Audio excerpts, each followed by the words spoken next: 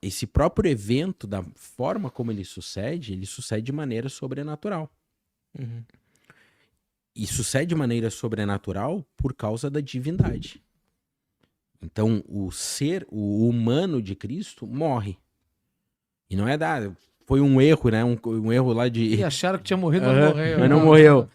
E isso, inclusive, o relato bíblico nos evangelhos, inclusive, afirma que saiu a água do seu lado para dizer, não tinha como não morrer, porque não tinha mais sangue. Se não tem mais sangue, é óbvio, se esvaziou em sangue, morreu. E o relato bíblico aponta isso para dizer, já não tinha mais sangue. Então é a confirmação de que fisicamente, organicamente, biologicamente, aquele corpo se esvaiu, se foi. E ainda tem um outro ponto, né, Chico? É o fato de ter sido no terceiro dia não foi à toa. Uhum. Porque existia muita contaminação por chumbo em função da onde as pessoas comiam naquela época. E as pessoas passavam mal e às vezes pareciam estar mortas e era Não, só obrigado, catatônicas.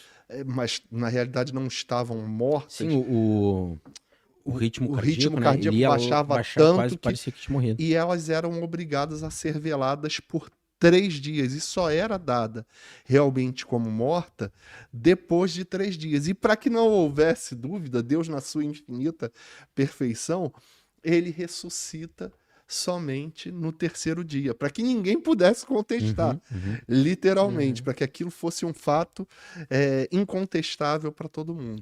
Mais uma curiosidade só para Sim, sim. complementar. Mas eu acho que aqui tem um ponto importante. Primeiro, nós temos também testemunhas confirmando a morte. Sim. Todo o processo da condenação e da tortura e Acho que é 1 Coríntios do martírio, 15, né? E da crucificação. Então, testemunhas estavam lá. Inclusive testemunhos históricos não cristãos. Bíblicos, né? Não cristãos e não bíblicos. Confirmam isso que aconteceu. Confirmam também que aquele homem desceu da cruz, foi removido da cruz, morto. Morreu. Tiraram da cruz. Mas aonde que está agora a divindade? E eu acho que está muito relacionado a esses elementos que fazem parte também de uma racionalidade. Eu tenho que entender, tá, mas o camarada meteu a lança e aí saiu sangue, não saiu água, quer dizer, não tinha mais sangue. Então já tinha se esvido. Como é que alguém que não tem mais sangue ressuscita? E outra coisa, depois do terceiro dia. Isso é, já cumpriu o prazo, então não era qualquer condição que baixou, né, o fluxo sanguíneo, Os índices glicêmicos, assim, o coração. Não. Foram 3 dias e lembrem, já não tinha mais sangue no organismo. Essa ressurreição é uma confirmação também da divindade de Cristo.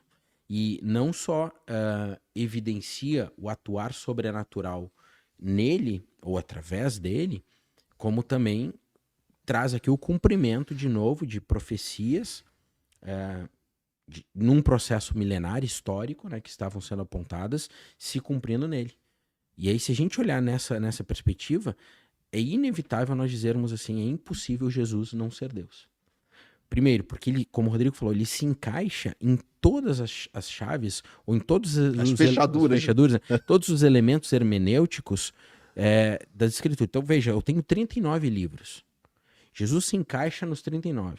Dentro do Antigo Testamento, né? Do Antigo Testamento. Dentro dos 39, eu tenho várias profecias, ou várias condições dentro dos 39. Então, ele cumpre o panorama do livro, ele cumpre a hermenêutica geral do livro, mas ele também cumpre vários outros critérios ou textos que vão sendo apresentados em cada um desses livros, de maneira detalhada. É impossível que um ser humano cumprisse essa diversidade toda. Deixa eu pegar um gancho que é fundamental, Chico, nessa fala, porque quando nós falamos isso, para que o ouvinte, o leitor, não tenha um engano de pensar que, mas isso está sendo construído proposital, nós estamos falando de mais de 1000 anos de transição literária, de construção literária, em contextos escravidão, semi-escravidão, escravidão, domínio, dominado, dominante, pré-exílio, exílio, pós-exílio, ou seja, vários contextos que poderiam influenciar para que o texto fosse ali, não fosse construído de forma proposital. Isso é interessante, porque veja, foram, ajuda a lembrar aqui, foi o texto bíblico, o Pentateuco começou a ser escrito foi 1500 anos antes da era cristã. Ele passa então, Pentateuco, né? Então são 1500 anos que vão sendo escritos todos os outros livros, os outros 30 Tiveram 400 anos de silêncio. de silêncio. Então Silêncio. foram 1000... 1.100 anos. É. 1.100 escrita. anos, É de 1.100 escrita. anos. 1.500 anos para trás, antes da era cristã, eu tenho o Pentateuco. Depois eu tenho mais 800, 700 anos, em que são escritos todos os outros 34 livros. O primeiro deles foi escrito numa cultura semítica. Depois eu tenho livros escritos num período de interação com essa cultura semítica. Eu tenho livros que foram escritos na construção de um reinado, e um reinado que depois se unifica, o Reino do Norte e o Reino do Sul. Então eu tinha 2 reinos, depois eles se unificam. Depois eles passam, o Reino do Norte, ou melhor, né, uma parte daquele reino passa por uma divisão. Aí ele sofre uma invasão dos assírios, ele é disperso. Aí fica uma outra parte desse reino, que é o Reino do Sul, que depois sofre sucessivas invasões. E não só invasões, eles são escravizados e deportados. Então eu tenho eles escrevendo textos debaixo da cultura babilônica, da cultura persa, ou medo-persa, e vislumbrando ainda elementos futuros que viriam na cultura grega e romana. E depois o Novo Testamento, aí sim, mas pronto, a gente está falando mais aqui do Antigo Testamento.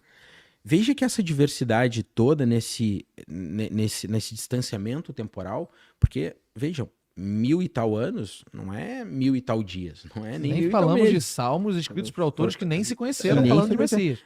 Mas assim, e aí a gente tem que olhar para isso, até porque tem um elemento que é também fundamental pensarmos, se hoje nós pegamos um texto contemporâneo que pode ser acessado no mundo todo por diferentes pessoas e leem aquilo e elas se debatem e não entendem muitas vezes, imagina milhares de anos atrás, textos que não tinham recursos tecnológicos, que não tinham recursos de apoio à escrita, quer dizer, era um processo muito rudimentar, por pessoas que não conseguiam se comunicar, não tinham como se comunicar. Então, muitas, no máximo, ouviam a história do autor daquele texto. Sim. E acabaram depois escrevendo as coisas num encaixe, numa perfeição, numa sincronia, numa harmonia, e tudo aquilo resultou em Jesus, ou cumpriu-se em Jesus. Quer dizer, não, me dizer que aquilo é simplesmente um processo humano. Só se for Jesus Cidente. Não, É a então. maior coincidência da história. Da história. Entendeu? Então, assim, é mais fácil jogar no Euro Milhões e ganhar do que achar que isso aí Então, inevitavelmente, ao olhar para isso, eu vou dizer, Jesus é Deus. Não tem como. Esse é um elemento que corrobora e pesa favoravelmente a pessoa de Cristo. E aí, eu acho que a gente está caminhando já para o sorteio, né, Adriel? A gente vai já para o sorteio. Eu acho que isso é realmente uma tônica do que aquilo que a gente pode tirar a partir dessa reflexão, assim, bem, bem superficial, né? Antes de passar para o Rafael, bem superficial acerca dessa questão de divindade de Cristo, etc, né? É que também a gente falou muito sobre razão, mas no fim, nós temos que crer em muito pela fé, né, de que o que está revelado na Sagrada Escritura é a verdade. E esse é aquele fundamento que a gente falou lá atrás, né?